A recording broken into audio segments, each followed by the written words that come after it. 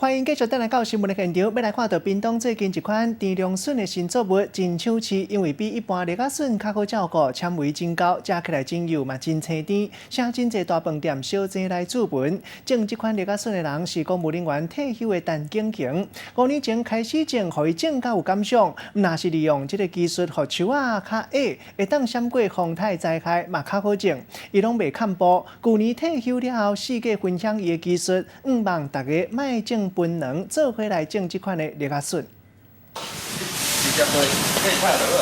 大火落油鼎，掺一寡番姜仔、甲姜丝，随着鼎去炒菜了后来上桌。这项炒竹笋是真侪人的上爱，佮有这个古早味的饭汤，同款有掺竹笋伫咧内底。有的会苦，那个里面那个有点苦苦，那它这是整只完全是没有苦的感觉。一般市面上常常看到的拢是绿竹笋，不过屏东潮州这间小食店使用的却是真少看到的甜灵笋，就连当地民众拢会指名要买。我们都知道这个是很有名的阿旧食堂，我们的还在这，然后这个做很好吃。哦，真的哦。很好吃，它这个很甜又很嫩。甲一般的绿竹笋口感无同，甜灵笋的幼腻佮香甜，种植的农民就是捌伫咧潮州镇公所做秘书的陈景雄，退休了后做田来种竹笋，除了看中甜灵笋的口感较香较脆，种植的方式较方便，嘛是一个大优点。你可以先当，里面它是长在表土上，咱看叶啊就免背土。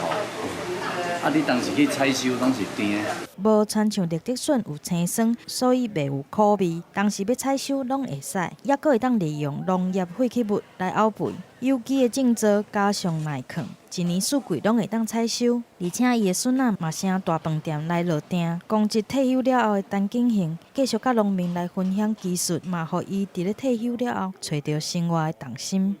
记者综合报道。